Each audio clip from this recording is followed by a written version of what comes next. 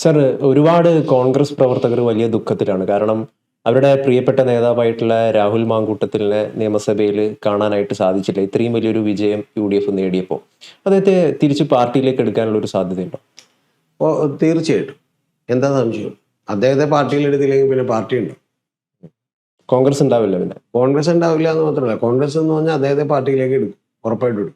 അല്ല, അത് ഒന്ന് എന്ന് പറയുന്നത് കുറച്ചുകൂടി സമയം എടുക്കുമായിരിക്കും. അതപ്പോൾ സമയം എടുക്കാതിരിക്കാൻ വേണ്ടിയിട്ടുള്ള പണി നമ്മുടെ സോഷ്യൽ മീഡിയ മൊത്തം ചെയ്യുന്നുണ്ട്. ഇപ്പോൾ ഷാജനക്കടപ്പുള്ള ആളുകൾ ഇദ്ദേഹത്തെ എന്ത് ചെയ്തുകൊണ്ടിരിക്കുകയാണ്, എത്രയും പെട്ടെന്ന് കൊണ്ടുവരണം, ഭയങ്കര മിടുക്കനാണ്, ഗംഭീരനാണ് എന്ന് പറഞ്ഞുകൊണ്ടിരിക്കുകയാണ്. പിന്നെ അതുമാത്രമല്ല, അല്ലെങ്കിലും ഇപ്പം ഈ കേസുകളുടെയൊക്കെ ഒരു അവസാനം എന്തായിരിക്കും എന്നുള്ളത് നമുക്ക് ഊഹിക്കാം. ആ കേസുകൾ കഴിയുമ്പോഴാണെങ്കിൽ രാഹുൽ മാങ്കൂട്ടം എടുക്കും. മിക്കവാറും അതിനു മുമ്പേ തന്നെ എടുക്കാനാണ് സാധ്യത. കാരണം ഇദ്ദേഹത്തെ പോലെ പ്രഗത്ഭനായിട്ടുള്ള, മിടുക്കനായിട്ടുള്ള, ഇത്രയും കരുവിരുത്തുള്ള ഒരാളെ അന്വേഷിക്കാൻ പറ്റും. തീർച്ചയായിട്ടും രാഹുലിനെ കോൺഗ്രസിൽ എടുക്കുക തന്നെയാണ്. കാരണം എന്താണ്, ഇപ്പം നിലവിൽ അതിൽ പിണറായിക്കെതിരെ വിരൽ ചൂണ്ടിയൊക്കെ സംസാരിക്കാൻ ആരുമില്ല യഥാർത്ഥത്തിൽ. ശരിയാണ്, ആർക്കും വിരലില്ലാത്തതുകൊണ്ടല്ല അത്, അവർക്കൊക്കെ വകതിരിവുള്ളതുകൊണ്ടാണ്. അല്ലാതെ അവർക്ക് വിരൽ ചൂണ്ടി സംസാരിക്കാൻ പുള്ളി വേണമെന്നൊക്കെ പറയുന്നതൊക്കെ തന്നെ അസംബന്ധമാണ്. പിന്നെ അതിൻ്റെ അല്ലേ പുള്ളി എടുക്കുന്നതുകൊണ്ട് ശോഭ കൂടും. കാരണം എന്ന് വെച്ചാൽ പിന്നെ സ്ത്രീ സുരക്ഷ എന്ന് പറഞ്ഞൊരു മുദ്രാവാക്യത്തിൻ്റെ ആവശ്യം വരില്ല. ഇപ്പോൾ ഒരു 5 കൊല്ലത്തേക്ക് എന്തായാലും എടുക്കാൻ പറ്റുമെന്ന് ഞാൻ വിചാരിക്കുന്നില്ല. അങ്ങനെ എടുത്തിട്ടുണ്ടെങ്കിൽ അത് സതീശൻ്റെ വി.ഡി. സതീശൻ്റെ ഇമേജ് ഇടിയും എന്നുള്ളത് കൊണ്ടിട്ട് സതീശൻ തന്നെ മുഖ്യമന്ത്രി ആയിരിക്കുകയാണെങ്കിൽ എടുക്കാൻ കുറച്ച് ബുദ്ധിമുട്ടായിരിക്കും. അല്ലെങ്കിൽ പിന്നെ ജനം ഇതൊക്കെ മറന്നു തുടങ്ങണം. പക്ഷെ ഇതൊന്നും അത്ര പെട്ടെന്ന് ജനം മറക്കൂല. കാരണം എന്ന് വെച്ചാൽ ഇതിപ്പോഴും വോയിസ് ക്ലിപ്പുകൾ, ഇനിയും വരാനിരിക്കുന്ന വോയിസ് ക്ലിപ്പുകൾ, ഇതുപോലെയുള്ള നിരവധി കാര്യങ്ങൾ. ഇനിയും വെടിപൊട്ടുന്നാണോ? അല്ല, ഇനി പൊട്ടാനൊന്നുമില്ലല്ലോ. ഇതൊക്കെ എല്ലാവർക്കും അറിയാം. അതൊക്കെ ഈ മാധ്യമ രംഗത്തൊക്കെ വർക്ക് ചെയ്യുന്ന ആരോടെങ്കിലും സംസാരിച്ച് എല്ലാവർക്കും അറിയാം. അപ്പം അതുകൊണ്ട് അതിൽ കാര്യമില്ല. പിന്നെ ഇതൊക്കെ പൊട്ടിച്ചിട്ടൊന്നും കാര്യമില്ല. കേസൊന്നും നിലനിൽക്കാൻ സാധ്യതയില്ല. കേസിൽ നിന്നൊക്കെ ലാസ്റ്റ് വിട്ടുവരുമ്പോഴത്തേക്കും ഇതുപോലെയുള്ള കുറേ നമ്മുടെ തേർഡ് റേറ്റ് യൂട്യൂബേഴ്സൊക്കെ ഇരുന്നിട്ട് അതാ രാഹുൽ മാങ്കൂട്ടത്തിൽ ഗംഭീരനാണ്, തിരിച്ചു വരുന്നു, മടങ്ങി വരുന്നു എന്നൊക്കെ പറയും. അത്രേ ഉള്ള കാര്യം. അല്ലാതെ ഇതിനപ്പുറത്തേക്കൊന്നും സംഭവിക്കാൻ അങ്ങനെ പറയരുത്. അങ്ങനെ പറയും. അങ്ങനെ തന്നെയാണ് പറയുന്നത്. ഞാൻ എൻ്റെ അഭിപ്രായമല്ലേ പറയുള്ളൂ. ഞാൻ നിങ്ങളുടെ ചെലവിലല്ലല്ലോ ജീവിക്കണം. ഞാൻ അടുത്ത സോഷ്യൽ മീഡിയ മറ്റേ കാളികൂളി സംഘത്തിൻ്റെ ചെലവിലും അല്ല ജീവിക്കണം. പിന്നെ നിങ്ങൾ അറിയേണ്ടത് എന്തിൻ്റെ അടിസ്ഥാനത്തിലാണ് നിങ്ങളിത് പറയണത്? ഇന്ന് വരെ രാഹുൽ മാങ്കൂട്ടം വന്ന് മാങ്കൂട്ടത്തിൽ ന്യായീകരിച്ചിട്ടില്ല. ഞാൻ ആ തെറ്റ് ചെയ്തിട്ടില്ലെന്നോ ഇല്ലെങ്കിൽ ഇന്ന് ഞാൻ ധാർമ്മികമായിട്ട് ചെയ്തിട്ടില്ലെന്നോ ഒന്നും പറഞ്ഞിട്ടില്ല. പിന്നെ എന്തിൻ്റെ കാര്യത്തിലാണ് ന്യായീകരിക്കണത്? പിന്നെ ചിലരുടെയൊക്കെ ന്യായീകരണം കേട്ട് നമുക്ക് തന്നെ ഒരു ഉളുപ്പ് തോന്നും. നമ്മളൊക്കെ ഇവിടെ ജീവിച്ചിരിക്കണ്ടല്ലോ എന്ന് തന്നെ നമുക്ക് ഭയങ്കര വിഷമം തോന്നും. കാരണം ആദ്യം അവർ പറയുന്നു ഇങ്ങനൊരു വാർത്തയില്ല, പിന്നെ പറയുന്നു ഇങ്ങനൊരു പെൺകുട്ടിയില്ല, പിന്നെ പറയുന്നു പെൺകുട്ടിയുണ്ട് പക്ഷെ ഇവൻ സ്ത്രീലമ്പനാണ്, ഇവൻ വൃത്തികെട്ടവനാണ്. പിന്നെ കുറച്ച് ദിവസം കഴിഞ്ഞ് ആ 3 മണിക്കൂർ കഴിയുമ്പോൾ അടുത്ത വീഡിയോ വരും. അതെന്താണെന്ന് വെച്ചിട്ടുണ്ടെങ്കിൽ ഇവൻ ഗംഭീരനാണ്. പിന്നെ അത് കഴിയുമ്പോഴത്തേക്കെന്ന് പറഞ്ഞിട്ടുണ്ടെങ്കിൽ എന്ത് ചെയ്തു, മാങ്കൂട്ടത്തിന്റെ വീഡിയോ വരുന്നു, ഭയങ്കര റീച്ചാണെന്ന് പറഞ്ഞ് നാളെ ഈ കേരളത്തിൽ നല്ല വ്യൂവർഷിപ്പ് ഉള്ള ഏതെങ്കിലും ചാനൽ ഇവന്റെ വീഡിയോ എടുത്തിട്ട് റീച്ചാണെന്ന് പറഞ്ഞാൽ കുറെ കൂടി കൂടുതൽ ആളുകളാണ്. നമ്മളിപ്പോൾ നേരത്തെ പറഞ്ഞ ക്രോക്കോച്ച് ജനതാ പാർട്ടിയുടെ പോലെ തന്നെ ആദ്യം ഒരു 50,000 പേരെ ഹൈപ്പ് ഉണ്ടാക്കിയാൽ മതി. പിന്നെ ആളുകൾ ഭയങ്കരമായിട്ട് കയറുന്നു എന്ന് പറഞ്ഞാൽ അൽ ജസീറയിലും BBC-ലും വന്നു കഴിഞ്ഞാൽ ആരാണെങ്കിലും വീണ്ടും ഒന്ന് എടുത്ത്. സാറേ, ഈ കോൺഗ്രസിൽ ഒരു ആവേശം ജനിപ്പിക്കാനായിട്ട് യുവ നേതാക്കളിൽ കുറവാണ്. അതായത് പൊതുവെ അവർ ഒരു സോഫ്റ്റ് നിലപാടും ഒരു അയ്യോപാവം നിലപാടൊക്കെയാണ് പല കോൺഗ്രസ് പ്രവർത്തകരും കാണിക്കുക. തിരിച്ചടിക്കേണ്ടെന്നൊക്കെ ഉള്ളത്. പക്ഷെ രാഹുൽ അവിടെ വ്യത്യസ്തനാവുന്നത് അടിച്ചാൽ കരണക്കുറ്റി നോക്കി തിരിച്ചടിക്കണം എന്ന് പറയുന്ന ഒരു ഇമോഷണൽ രീതിയാണ് പുള്ളിയുടെ ഒരു മൊത്തത്തിലുള്ള ഒരു പരിപാടി എന്ന് പറയുന്നത്. അതുകൊണ്ടാണല്ലോ ഇത്രയും ഒരു ആരാധക വൃന്ദം. ഇത്രയും ആരാധക വൃന്ദം ഉണ്ടെന്ന് എനിക്ക് തോന്നുന്നില്ല കേട്ടോ. ഗൗതത്തിന് തോന്നുന്നുണ്ടോ? എനിക്ക് തോന്നുന്നില്ല. ഒന്ന്. രണ്ടാമത്തെ കാര്യം, ഈ അടിച്ചാൽ തിരിച്ചടിക്കണം എന്നൊക്കെ ഉള്ളത് ഈ റീലുകളിലൂടെ രാഷ്ട്രീയം വളർത്താൻ പോകുന്നവരുടെ കാര്യമാണ്. അതിപ്പോ ഭരത്ചന്ദ്രൻ IPS ഡയലോഗ് പണ്ട് കേട്ടിട്ട് ആളുകൾ കോൾമേർ കൊള്ളുകയും സിനിമയിൽ എന്ത് ചെയ്യും കാണാൻ തയ്യാറാവുകയും ചെയ്തിട്ടുണ്ട്. പക്ഷെ അതിനൊക്കെ ആയുസ് കുറവാണ് എന്ന് തിരിച്ചറിയുന്നവരാണ് AK ആന്റണി മുതൽ ഉമ്മൻചാണ്ടി മുതൽ തിരുവഞ്ചൂർ രാധാകൃഷ്ണൻ മുതൽ ഇപ്പോഴുള്ള ആളുകളൊക്കെ വരെയുള്ള ആളുകൾ. അതിന് ആയുസ് കുറവാണ്. താൽക്കാലികമായിട്ടുള്ള ഒരു ഇമേജ് ബിൽഡിങ്ങിന് സഹായിക്കും, അതിനപ്പുറത്തേക്ക് ഒന്നും സഹായിക്കില്ല. ഇപ്പോഴും ഓർമ്മയുണ്ട് ചില കോൺഗ്രസ് പ്രവർത്തകര് സന്ദീപ് വാര്യറിന്റെ മാറ്റത്തെക്കുറിച്ച് പറയുന്നത്. BJP-യിൽ ഉള്ളപ്പോഴുള്ള സന്ദീപ് അല്ല ഇപ്പം കോൺഗ്രസിലുള്ളപ്പോൾ. ആ സംസാരത്തിലും സ്വഭാവത്തിലും എന്തൊരു മാറ്റമാണ്, എന്തൊരു സൗമ്യതയാണ് വന്നിരിക്കുന്നത്.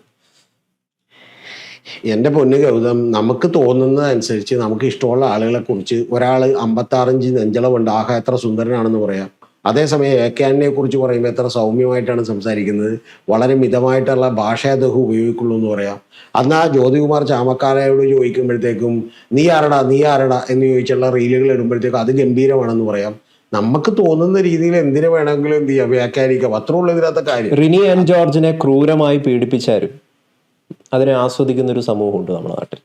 തീർച്ചയായിട്ടും റിനിയാൻ ജോർജിനെ ക്രൂരമായി പീഡിപ്പിക്കും. അവളെ ക്രൂരമായി പീഡിപ്പിക്കുകയാണെങ്കിൽ അവൾ അങ്ങനെ തന്നെ ചെയ്യണമെന്ന് പറഞ്ഞിട്ട് കമന്റ് എഴുതുന്ന ഒരുപാട് പേര് വരും. ഈ കമന്റ് എഴുതുന്ന ഒരേ ആളുകൾ കമന്റ് ഉള്ളികളിൽ കുറച്ച് മാനസിക രോഗികളായിട്ടുള്ള ആളുകളൊക്കെ തന്നെ അത്തരത്തിലുള്ള ആളുകളുണ്ട്. ആ കാര്യത്തിൽ സംശയമില്ല.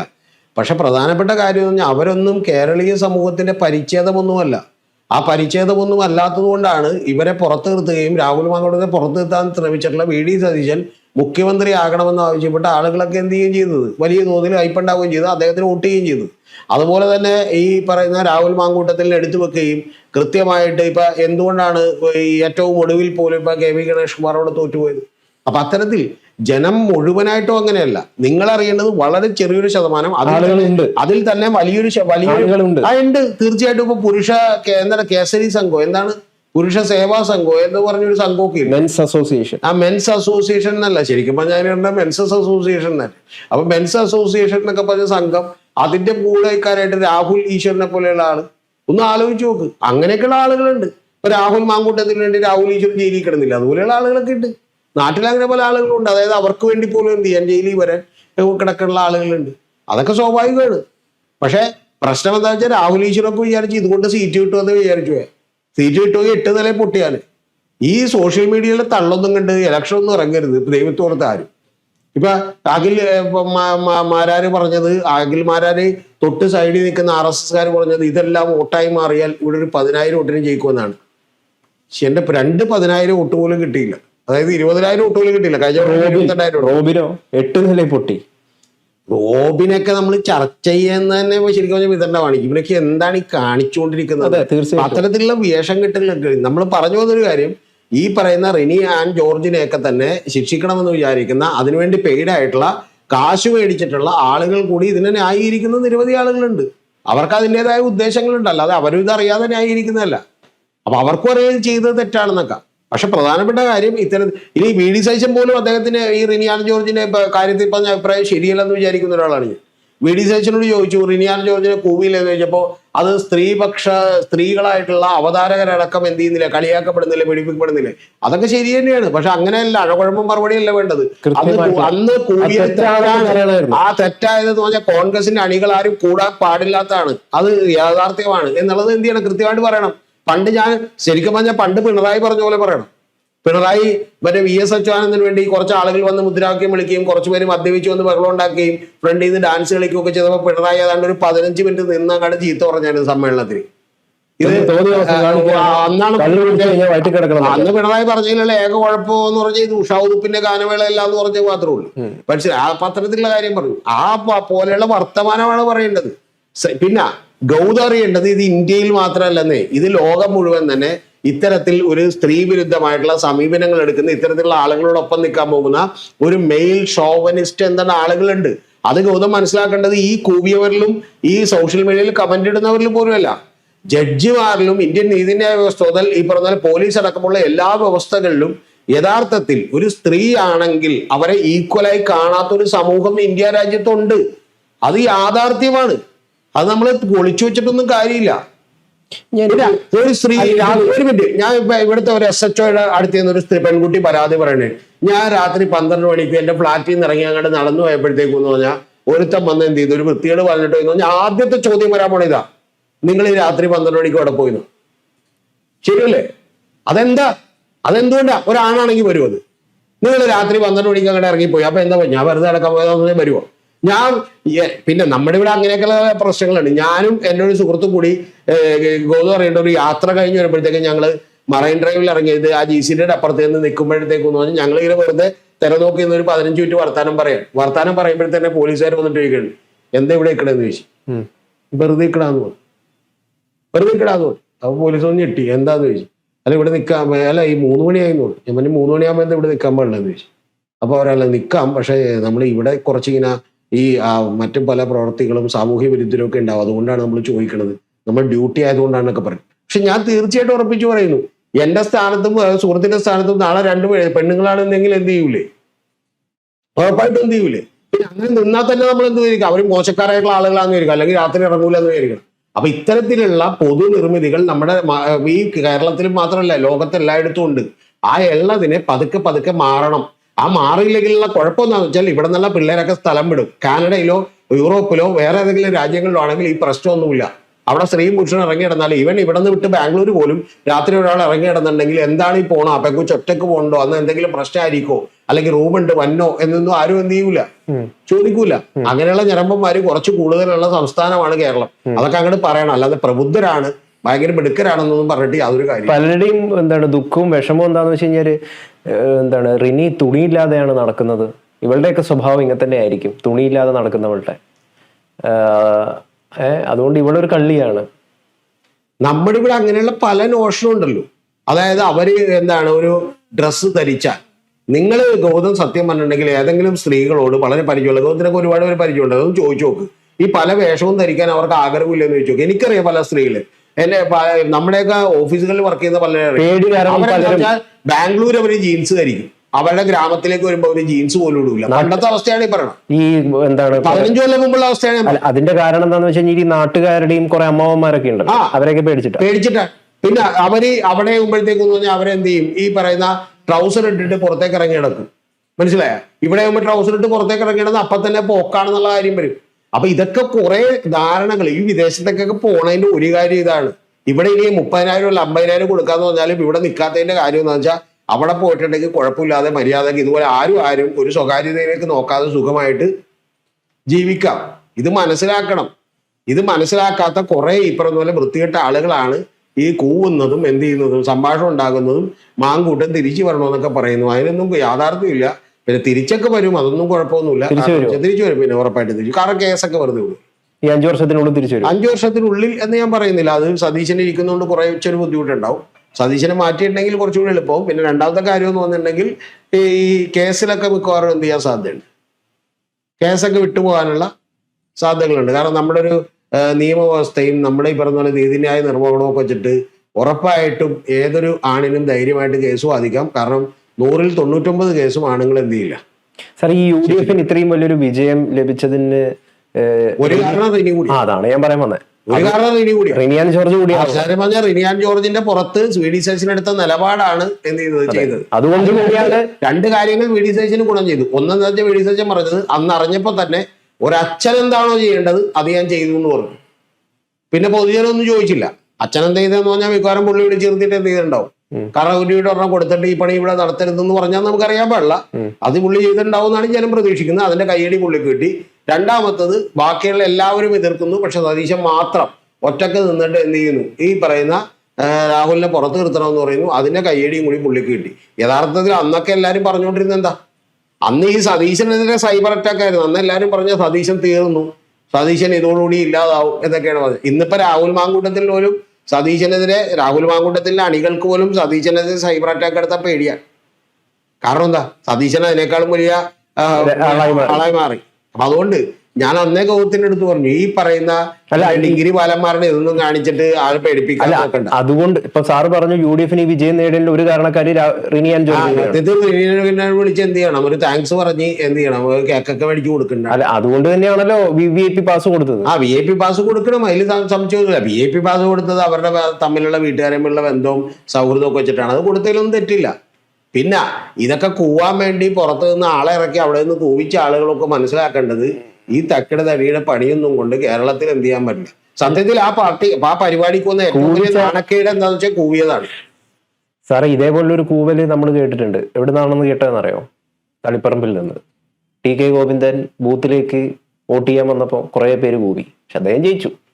ഇതൊക്കെ അതാണ് പറഞ്ഞ, ഓർഗനൈസ്ഡ് ആയി ഈ പരിപാടിയൊക്കെ ചെയ്തിട്ടത് കൊണ്ടൊന്നും ജനത്തിന്റെ മൊത്തത്തിലുള്ള വോട്ടങ്ങൾ മേടിക്കാൻ പറ്റുമെന്ന് ആരും വിചാരിക്കരുത്. ഗൗതം പറഞ്ഞ കറക്റ്റ് എക്സാമ്പിൾ ആണ്.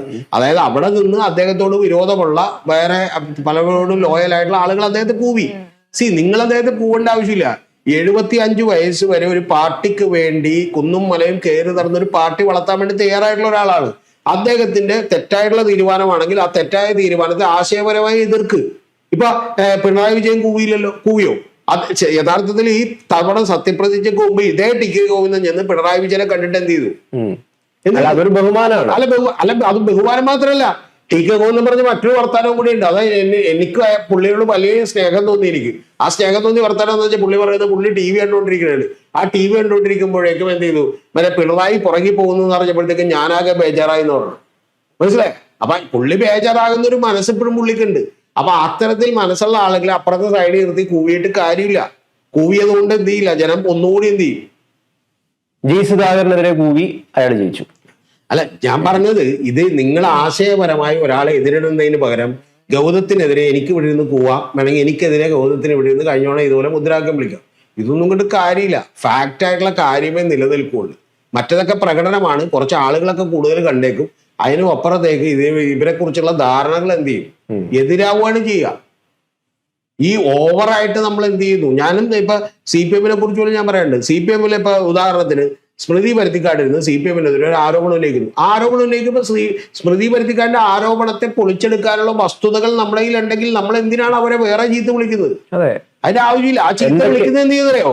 ചീത്ത വിളിക്കുന്നത് 10 വോട്ടുകൾ കൂടി നഷ്ടപ്പെടുന്നു. സതീശന്റെ പിമ്പാണ് എന്ന് പറഞ്ഞു, സതീശന്റെ കീപ്പാണ് എന്നൊക്കെ പറഞ്ഞുകൊണ്ടുള്ള അത്തരത്തിലുള്ള വളരെ മോശമായിട്ടുള്ള ഒരു പറയാൻ പോലും പറ്റാൻ രീതിയിലുള്ള കാര്യങ്ങളാണ് അതൊക്കെ. ഞാൻ പറയണത്, ഞാനത് അത്ര വാക്കുകളൊന്നും ഉപയോഗിക്കാനോ കേൾക്കാനോ പോലും ഇഷ്ടപ്പെടാത്ത ഒരാളാണ്. ഗൗതത്തിന് പലവട്ടം അറിയാം. വ്യക്തിപരമായി പോലും ഞാൻ അങ്ങനെ കേൾക്കാൻ ഇഷ്ടപ്പെടാത്ത ഒരാളാണ്. അതവിടെ നിന്നോട്ടെ. അല്ല, അത് പോട്ടെ, അത് കുഴപ്പമില്ല. ഞാൻ പറഞ്ഞത് ഒറ്റ കാര്യമുള്ളൂ. അത്തരത്തിലുള്ള വാചകങ്ങൾ നിങ്ങൾ പറയുമ്പോൾ സംഭവിക്കുന്ന എന്താന്ന് വെച്ചിട്ടുണ്ടെങ്കിൽ നിങ്ങൾക്ക് അനുകൂലമായി നിൽക്കുന്ന 10 പേരുടെ വോട്ട് കൂടി അപ്പുറത്തേക്ക് എന്ത് ചെയ്യും? പോവും. ജനമൊന്നും അത്ര വൃത്തികേടായിട്ടില്ല. ജനമൊന്നും അത്രക്ക് വൃത്തികെട്ട ആളുകളായിട്ടില്ല. ഒന്ന്.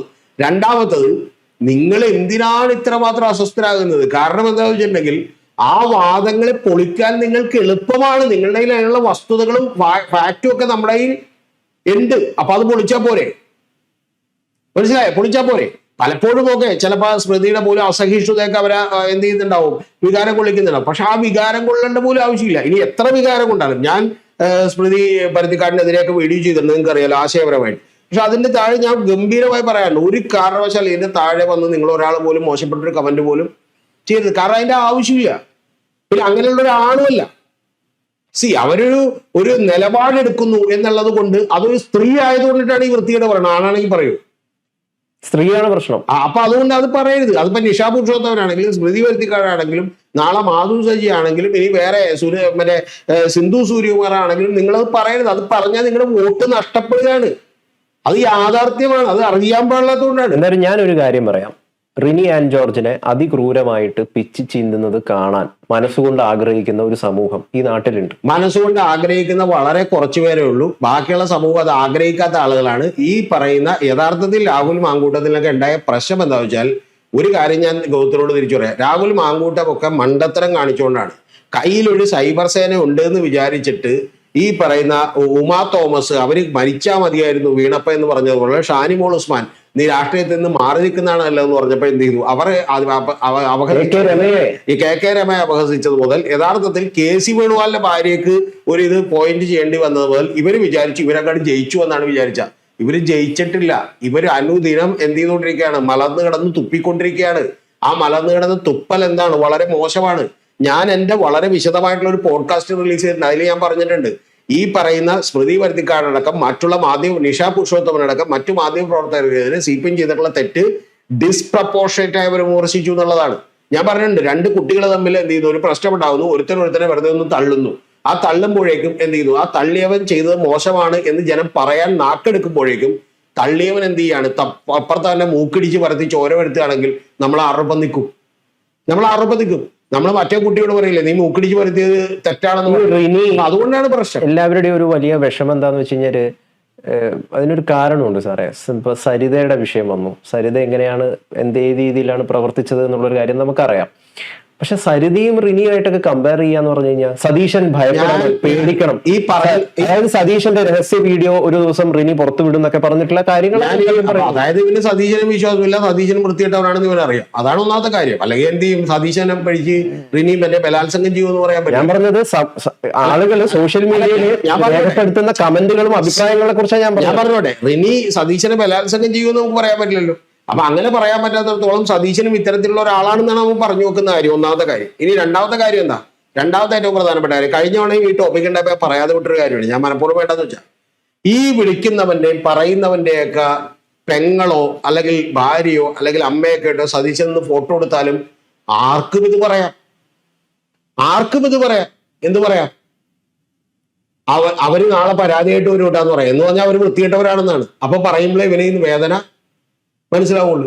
നാളെ ഒന്ന് ആലോചിച്ച് നോക്കുക, ഗൗതത്തിന്റെ ഭാര്യയോ അല്ലെങ്കിൽ അമ്മയോ അല്ലെങ്കിൽ മകളോ നമ്മൾ ഒരുമിച്ച് ഒരു ഫാമിലി ഫോട്ടോ സതീശനായിട്ട് എടുക്കുന്നു, പിണറായിട്ട് എടുക്കുന്നു, എക്സ് ആയിട്ട് എടുക്കുന്നു, വൈ ആയിട്ട് എടുക്കുന്നു, ഉടനെ തന്നെ ആർക്കും പറയാൻ പാടില്ല അങ്ങനെ മുട്ടിയിക്കരുതിട്ടോ, സൂക്ഷിച്ചോ എന്ന് പറയാം. അതിലെല്ലാം മറ്റേ ബന്ധമേ കാണുള്ളൂ. ആ ബന്ധം കാണുന്നവന്റെ കുഴപ്പമാണ്. പിന്നെ ആ ബന്ധം കാണുന്നവര് ഈ സോഷ്യൽ മീഡിയ കിടന്നേ പുളക്കുള്ളൂ. കാരണം എന്ന് വെച്ചാൽ അവരൊന്നും പുറത്തു വന്ന ഒരു കമന്റും പറയില്ല, ഒരു വാക്ക് പോലും എന്ത് ചെയ്യില്ല. ശ്രദ്ധിച്ചു നോക്കേണ്ട ഗൗതം, കമന്റ് മാത്രമേ വരുള്ളൂ, ഒരു യൂട്യൂബ് വീഡിയോ പോലും വരില്ല. യൂട്യൂബ് വീഡിയോ ഇടുന്ന ചില ആളുകളുണ്ട്, അവർ പിന്നെ വളരെ പെയ്ഡായി കൃത്യമായി ആസൂത്രണമായി ചെയ്യുന്ന ആളുകളാണ്. അതുകൊണ്ട് അത് വളരെ അപൂർവ ആളുകളല്ലോ. മിക്കവരും മഹാഭൂരിപക്ഷം പേരും ആ കമന്റ് പോലും ഇടില്ല, കമന്റ് മാത്രമേ ഇടുള്ളൂ, പുറത്തൊന്നും വീഡിയോ എന്ന് പറയില്ല. കാരണം എന്ന് വെച്ചാൽ ഇത്ര വൃത്തികെട്ട മനസ്സാണെന്നും കേരള ജനത തള്ളിക്കളയുമെന്നൊക്കെ ആളുകൾക്കറിയാം. ഇനി അങ്ങനെ കേരള ജനത തള്ളിക്കളയാതിരിക്കുന്നൊരു കാലം വന്നാൽ പിന്നെ ഇവിടെ നിന്ന് പോകുന്നതാണ് നല്ലത്. അത്ര ഉള്ള കാര്യം. ഇപ്പൊ റിനി രാഹുലിനെ കുറിച്ച് തുറന്നു പറയാനുള്ള ഒരു കാരണമുണ്ട്. അവർ കൃത്യമായിട്ട് പറയുന്നുണ്ട്, എനിക്ക് അയാളോട് പേഴ്സണലായിട്ട് യാതൊരു വിഷയമില്ല. ഇനി തുറന്നു പറയാനുള്ള ഒരു കാരണം, അദ്ദേഹം നന്നാവണം എന്നുള്ളതായിരുന്നു താല്പര്യം. ഞാൻ അവോയ്ഡ് പോലും ചെയ്തില്ല ആദ്യം ഒരു മോറൽ ബിഹേവിയറിൽ ഒരു പ്രശ്നം ഉണ്ടായപ്പോൾ. പക്ഷെ ഇത് കുറേയധികം സ്ത്രീകളുടെ അടുത്ത് ഉണ്ട് എന്ന് അറിഞ്ഞപ്പോ ഇവർക്ക് ആ ഏതോ ഒരു നേതാവിന്റെയൊക്കെ പിന്തുണ കിട്ടി, അതിന്റെ പുറത്താണ് പറഞ്ഞത്. റിനി ഈ സംഭവം തുറന്നു പറയണതിന് മുമ്പും ഗൗതം അറിയേണ്ടത്, ചില മാധ്യമ പ്രവർത്തകരുടെ ഫേസ്ബുക്ക് പോസ്റ്റുകളിൽ ഇതുമായി ബന്ധപ്പെട്ടിട്ടുള്ള ചില പരാമർശങ്ങളൊക്കെ വന്നിട്ടുണ്ട്. ഞാനിപ്പോൾ അത് പറയേണ്ടതെന്ന് വെച്ചിട്ടാണ്. നിരവധി പരാമർശങ്ങൾ വന്നിട്ടുണ്ട്. എന്ന് പറഞ്ഞാൽ ഇപ്പൊ ഇങ്ങനെ മെസ്സേജ് അയക്കുന്ന ഒരാളാണെന്നും ചാറ്റർജി എന്നാണ് പേരെന്നും ഒക്കെ അറിയാൻ പാടില്ലാത്ത ആരും തന്നെ ഇല്ല. ഇത് ഒന്ന് ആലോചിച്ച് നോക്കും. ആദ്യം ടെലഗ്രാമിൽ മെസ്സേജ് അയക്കും, അത് കഴിഞ്ഞ് വാട്സാപ്പിൽ മെസ്സേജ് അയക്കും. അപ്പൊ ഇതൊക്കെ ബ്ലോക്ക് ചെയ്തിട്ടുണ്ടെങ്കിൽ ഗൂഗിൾ പേയിൽ മെസ്സേജ് അയക്കുമെന്ന് പറഞ്ഞാൽ എന്ത് സൂക്കേടാണെന്ന് ഗൂഗിളത്തിന് മനസ്സിലാവും. ഗൂഗിൾ പേയിൽ ഇതിപ്പോ അറിയാൻ പാടില്ലാത്ത പോലെ അഭിനയിക്കില്ല. അത് എക്സ്പ്ലനേഷൻ ഇഷ്ടപ്പെട്ടു, പക്ഷേ എന്ത് ചെയ്തു, ഗൂഗിൾ പേയിൽ മെസ്സേജ് അയക്കും. അപ്പൊ ഇതൊക്കെ എന്ത് ചാറ്റർജി എന്തൊക്കെ പറഞ്ഞ് പേരിട്ട് ആളുകൾ എന്ത് ചെയ്ത് വിളിക്കുന്നു. ഒന്ന് ആലോചിച്ച് നോക്കണം. ആ പാവം മനുഷ്യൻ 10, 45, 50 വയസ്സുള്ള മനുഷ്യൻ ജോഡോ യാത്ര നടത്തിക്കൊണ്ടിരിക്കുമ്പോൾ ഇയാളൊരു രാഷ്ട്രീയ പ്രവർത്തകൻ എന്നാണല്ലേ ഗൂഗിൾ പേയിലേക്ക് ഇങ്ങനെ മെസ്സേജ് അയക്കാൻ? അതും ഒരു കാര്യം മനസ്സിലാക്കണം, കേരളത്തിന്റെ യൂത്ത് കോൺഗ്രസിന്റെ പ്രസിഡന്റ് ആയിട്ടിരിക്കുമ്പോൾ അപ്പൊ ഈ കേരളത്തിൽ ഭരണമില്ല, കേന്ദ്രത്തിൽ ഭരണമില്ല, പാവം പിടിച്ച രാഹുൽ ഗാന്ധി എന്ത് ചെയ്യുന്നു, 45 കണ്ടെയ്നറുകളുമായിട്ട് ഇന്ത്യ മുഴുവൻ ഓടിക്കൊണ്ടിരിക്കുമ്പോഴാണ് ആലോചിക്കണം. ഇപ്പൊ നമുക്കൊക്കെ ഇപ്പൊ പലർക്കും സ്ത്രീകളോട് മെസ്സേജ് അയക്കണം എന്നൊക്കെ ഉള്ളത് തോന്നുന്ന കാര്യങ്ങളുണ്ടാവും. പക്ഷെ ഒരു രാഷ്ട്രീയക്കാരന് അതൊന്നും കൺട്രോൾ ചെയ്യാതെ ഇങ്ങനെ ചെയ്യാന്ന് പറഞ്ഞു കഴിഞ്ഞാലേ അവിടെയാണ് വിഷയം. ആ വിഷയത്തിന്റെ പുറത്താണ് പ്രശ്നം. യഥാർത്ഥത്തിൽ ഈ റിനി ആൻഡ് ജോർജിന് ഞാൻ മെസ്സേജ് അയച്ചിട്ടില്ല എന്നുള്ളത് പോലും പറയാൻ ഇവനെ കൊണ്ട് പറ്റില്ല. ഗൗതവും ഞാനും ഒക്കെ മനസ്സിലാക്കേണ്ട ഒരു കാര്യം, നമ്മളൊക്കെ വാട്സാപ്പ് ചാറ്റുകളിൽ മെസ്സേജ് അയച്ചിട്ടുണ്ടെങ്കിലുള്ള പ്രശ്നം എന്താണെന്ന് അറിയാമോ ഗൗതം? നമ്മൾ നേരിട്ട് കണ്ട് പറയാം, വാവുകൊണ്ടൊക്കെ പറയാം, അതൊക്കെ നമുക്ക് ഇല്ലെന്ന് പറയാം. പക്ഷെ ഡിജിറ്റൽ ഇലക്ട്രോണിക് തെളിവുകളൊന്നും തന്നെ നമ്മളെ കൊണ്ട് ആരെ കൊണ്ടും വായിക്കാൻ പറ്റില്ല. അതാണ് യാഥാർത്ഥ്യം. ഏറ്റവും കുറഞ്ഞത് ഇത് ഓപ്പറേറ്റ് ചെയ്യുന്ന ഈ പറഞ്ഞ പോലെ വാട്സാപ്പിന്റെ ഓണറോ അല്ലെങ്കിൽ അവരോ വിചാരിച്ചാലെങ്കിലും ഇത് എടുക്കാൻ പറ്റും. ആ ബേസിക് ആയിട്ടുള്ള കാര്യങ്ങളിലേക്ക് നമ്മൾ എത്തണം. അല്ലാതെ ടെലഗ്രാം ചാറ്റ് കൊടുത്തിട്ട് എന്ത് ചെയ്യുന്നു, 5 മിനിറ്റ് കഴിയുമ്പോൾ എന്ത് ചെയ്യുന്നു, മറ്റേ അലിഞ്ഞില്ലാതായി പോകുന്നു, അതിൽ മാഞ്ഞു പോകുന്ന മെസ്സേജൊക്കെ കൊടുക്കാം. പക്ഷെ ഇപ്പോഴും സംഭവം കിടക്കും. ആ യാഥാർത്ഥ്യം ഇവരൊക്കെ മനസ്സിലാക്കിയാൽ നല്ലത്. ധാർമ്മികമായി ഇതിനകത്തൊരു പ്രശ്നമുണ്ട് എന്നുള്ളതും ഇത് വൃത്തികേടായി പോയെന്നുള്ളതും ഇത് വഞ്ചനയും ചതിയുമാണ് എന്നുള്ളത് മാത്രമാണ് എൻ്റെ അന്നത്തെയും എന്നത്തെയും പ്രശ്നം. ഇതുപോലും ജനം സഹിക്കുമായിരുന്നു. പക്ഷെ ഒറ്റ കാര്യമുണ്ട്, ഞാൻ ഗൗതത്തെ വഞ്ചിക്കുകയും ചതിക്കുകയും ചെയ്തതിന് ശേഷം ഞാൻ ഗൗതത്തിനെ കയറി എൻ്റെ കീഴിലുള്ള ഭൂതഗണങ്ങളെ വെച്ചിട്ട് എന്ത് ചെയ്യുന്നു, ആക്രമിച്ച് ഇല്ലാതാക്കുന്നു എന്നൊക്കെ പറഞ്ഞാലുണ്ടല്ലോ ഗൗതം. ഇപ്പൊ നടക്കുന്ന കാര്യം കേരളത്തിൽ അത്ര വൃത്തികെട്ട ആളുകളല്ല. നമ്മളൊക്കെ വൃത്തികെട്ടവന്മാരായിരിക്കും ഒരു പക്ഷേ, അല്ല പക്ഷെ ഒരു രാഷ്ട്രീയ പ്രവർത്തനം ഇങ്ങനെ ചെയ്യാൻ പാടുള്ളൂ എന്നുള്ളതാണ്. ഒരു രാഷ്ട്രീയ പ്രവർത്തകന് ഇതൊക്കെ ചെയ്യാൻ എവിടുന്ന് സമയം കിട്ടുന്നു എന്നുള്ളതാണ് എന്നെ സംബന്ധിച്ച് വലിയ അത്ഭുതമായിട്ടുള്ളൊരു കാര്യം. കാരണം എന്താ ഞാൻ പറഞ്ഞത്, ഞാൻ പറഞ്ഞില്ലേ ഗൗതത്തിനോട് പറഞ്ഞത്, ഇപ്പൊ പി ചിത്രരഞ്ജൻ എന്ന് പറയുന്ന ഒരാള് MLA ആയിട്ട് കുപ്പത്തോട് തോറ്റല്ലോ, ആലപ്പുഴയിൽ തോക്കുമെന്ന് ഞാൻ വിചാരിച്ചിരുന്ന ഒരാളാണ്. അദ്ദേഹം ആലപ്പുഴയിൽ മുനിസിപ്പൽ കൗൺസിലറായിരുന്നു. ഗൗതം ഒരു മുനിസിപ്പൽ കൗൺസിലറോട്, ഒരു പഞ്ചായത്ത് മെമ്പറോട് ചോദിച്ചു. എന്റെ വീട്ടിലൊക്കെ കൗൺസിലർ ഉണ്ടായിരുന്നു, ഞാനിപ്പോ പറയുന്നില്ല. ആ കൗൺസിലർ ഉണ്ടായപ്പോൾ രാവിലെ വെളുപ്പിന് 7 മണി മുതൽ 6:45 നമ്മൾ റെഡിയായി നിന്നില്ലെങ്കിൽ എന്ത് ചെയ്യും, ഒരു 30 പേര് വീടിന് മുമ്പിലുണ്ടാവും. അപ്പൊ ആ 30 പേരെ കണ്ട് ഒരു 10 മണിക്ക് കണ്ടിട്ടേ നമുക്ക് അവിടെ നിന്ന് എന്ത് ചെയ്യാൻ പറ്റൂ, ഇറങ്ങാൻ പറ്റൂ. അത് കഴിഞ്ഞിട്ടാണ് ഓഫീസിൽ പോകേണ്ടത്, അത് കഴിഞ്ഞിട്ടാണ് ബാക്കിയുള്ള ജോലികൾ ചെയ്യേണ്ടത്, അത് കഴിഞ്ഞിട്ടാണ് വീട്ടിലെ ജോലികൾ ചെയ്യേണ്ടത്.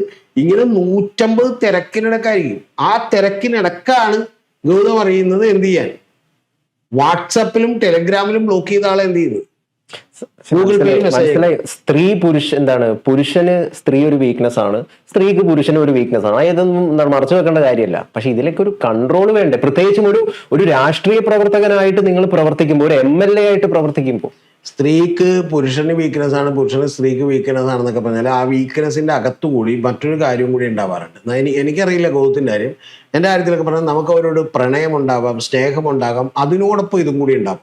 അല്ലാതെ എങ്ങനെയാണ് ഇത് മാത്രമായിട്ട് എന്ത് ചെയ്യുന്നത് കാണുന്ന എല്ലാവരോടും തോന്നുന്നത് എന്നുള്ളത് വളരെ ഈ പറഞ്ഞ പോലെ മെന്റലി ഉള്ള പ്രോബ്ലം ആണ്. നമുക്കിപ്പോൾ ഒരാളെ പരിചയപ്പെട്ടു, നമുക്ക് അവരോട് സ്നേഹമുണ്ടാകും, ഇഷ്ടമുണ്ടാകും, അന്നേരമൊക്കെ എന്ത് ചെയ്യാം ഇതൊക്കെ തോന്നും. പക്ഷെ ഇതല്ലാതെ രാവിലെ ഒരാളെ പരിചയപ്പെട്ടു അപ്പം തന്നെ എന്ത് ചെയ്യും ഇത് തോന്നുന്നു എന്ന് പറഞ്ഞാൽ മാനസികമായി പ്രശ്നമുണ്ട്. യഥാർത്ഥത്തിൽ പോയി ചികിത്സിക്കേണ്ടതാണ്. ചികിത്സ കഴിഞ്ഞതിന് ശേഷം എന്ത് ചെയ്യാം തിരിച്ചിടാം. പിന്നെ രണ്ടാമതൊരു കാര്യം കൂടി ഉണ്ട്. ഇത് നിങ്ങൾ അങ്ങനെ അവരെ വഞ്ചിച്ചു, പറ്റിച്ചു, അവരെ കള്ളങ്ങൾ പറഞ്ഞ് എന്ത് ചെയ്തു, അവരുടെ ഈ പറഞ്ഞ പോലെ ശാരീരികമായ കാര്യങ്ങൾ മാത്രം നേടിയെടുക്കുന്നതിന് കള്ളങ്ങൾ പറഞ്ഞ് വഞ്ചിച്ചു. ഇതെല്ലാം ഓക്കെ.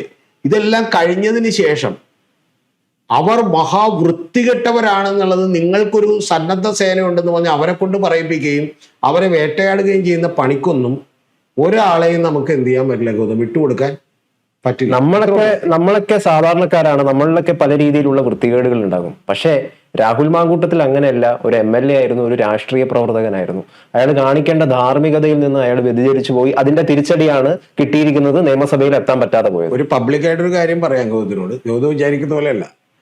സാധാരണക്കാരാണ് കുറച്ചുകൂടി മര്യാദക്കാരുണ്ടാവും. നമ്മളിപ്പോൾ പറഞ്ഞു പോയ കൂടുതൽ പറയേണ്ടത് ഇപ്പം നൊബേൽ സമ്മാനം കിട്ടിയിട്ടുള്ള ആളുകൾ നമ്മൾ വിചാരിക്കുന്ന പോലെ ഇവിടുത്തെ രാജപ്പനോ അല്ലെങ്കിൽ അവറാച്ചൻ ചേട്ടനോ അല്ലെങ്കിൽ അബൂബക്കറിനെ പോലെയോ രാവിലെ വന്ന് പണിയെടുത്ത് വൈകുന്നേരം വീട്ടിൽ കയറി ഒരാളെ ഉപദ്രവിക്കാത്ത ആളുകളല്ല. ഇസ്സാഖ് റബീനും യാസർ അറാഫത്തും ഒക്കെ നിരവധി പേരെ കൊന്നെടുക്കിയവരാണ്. പക്ഷെ അവർക്ക് നൊബേൽ സമ്മാനം കിട്ടാറുണ്ട്. എന്ന് പറയുന്ന പോലെ രാഷ്ട്രീയത്തിൽ നിൽക്കുന്ന വലിയ മുഖ്യമായിട്ടുള്ള കസേരകളിൽ ഇരിക്കുന്ന പലർക്കും ഇതിനുള്ള സൗകര്യങ്ങൾ കൂടും. ഒന്ന്. രണ്ടാമത്തത് അവരോട് ആളുകൾക്കും വലിയ മതിപ്പ് തോന്നും. ആ മതിപ്പ് തോന്നുന്നതിന്റെ കാര്യം എന്ന് വെച്ചാൽ ഇവരുടെ ഒപ്പം ഒരു ജീവിതം ഉണ്ടായാൽ കുറെ കൂടി സുന്ദരമായിട്ട്, കുറെ കൂടി ലക്ഷറി ആയിട്ടുള്ള ഒരു ലൈഫ് കിട്ടുമല്ലോ, അല്ലെങ്കിൽ കുറെ കൂടി വലിയ പ്രസക്തിയും കുറെ കൂടി വലിയ അധികാരവും കിട്ടുമല്ലോ എന്നൊക്കെയുള്ള തോന്നൽ പല ആളുകൾക്കൊക്കെ ഉണ്ടാവും. ആ കാര്യത്തെ യഥാർത്ഥത്തിൽ അങ്ങനെ ഉണ്ടായി ആളുകൾ ഒരുപാട് അടുത്തൊക്കെ വരും. ആ അടുത്ത് വരുമ്പോഴും കൂടി തടഞ്ഞു നിൽക്കാൻ പറ്റണമെങ്കിൽ അപാരമായിട്ടുള്ള മനക്കരുത്ത് വേണം. നമുക്കൊരു സാഹചര്യം അനുകൂലമല്ലെങ്കിൽ നമുക്ക് മനക്കരുത്ത് ഉണ്ടാകുന്ന പോലെയല്ല, സാഹചര്യങ്ങളൊക്കെ അനുകൂലമാകുമ്പോൾ എന്ത് ചെയ്യുന്നു മനക്കരുത്ത്. ഇപ്പൊ രാഹുൽ മാങ്കൂട്ടത്തിന്റെ കേസിൽ എന്താ, ഈ കേരളത്തിലെ ഏതൊരു പെൺകുട്ടിക്ക് മറ്റേ വാർത്തകളിലൊക്കെ കാണുന്നു, നിറഞ്ഞു നിൽക്കുന്നു, നാളെ മന്ത്രിയാകാൻ സാധ്യതയുള്ള ഒരാൾ, MLA ആകാൻ സാധ്യതയുള്ള ഒരാൾ, അതുപോലെ മുഖ്യമന്ത്രി വരെ എത്താൻ സാധ്യതയുള്ള ഒരാൾ എന്ന് പറയുമ്പോൾ സ്വാഭാവികമായിട്ട് നമ്മുടെ ഇവിടെ എല്ലാം മെറ്റീരിയലിസ്റ്റിക് ആണ്. അപ്പൊ അയാളോടൊരു അടുപ്പമാകാം, ബന്ധമാകാം, സൗഹൃദമാകാം, അയാൾക്ക് തന്നോട് പ്രണയമാണെന്ന് പറഞ്ഞാൽ ഓടിച്ചാടി സമ്മതിക്കാം എന്നൊക്കെ തോന്നും. അപ്പൊ അത്തരം കാര്യങ്ങളെ നിങ്ങളുടെ ഒരു അധികാര കേന്ദ്രങ്ങളെ മിസ്യൂസ് ചെയ്യരുത്. അതൊരു ജില്ലാ കളക്ടർ ആയിരുന്നാലും ഒരു MLA ആയിരുന്നാലും ഒരു വലിയ രാഷ്ട്രീയ പാർട്ടിയുടെ പദവിയിൽ ഇരുന്നാലും ഒക്കെ തന്നെ അങ്ങനെയുള്ള ആളുകളാണ്. അത് മിസ്യൂസ് ചെയ്യാൻ ഒരാൾ തീരുമാനിക്കുമ്പോഴുള്ള ദുരന്തമാണിത്. ആ ദുരന്തമാണ് ഇപ്പൊ അനുഭവിച്ചുകൊണ്ടിരിക്കുന്നത്.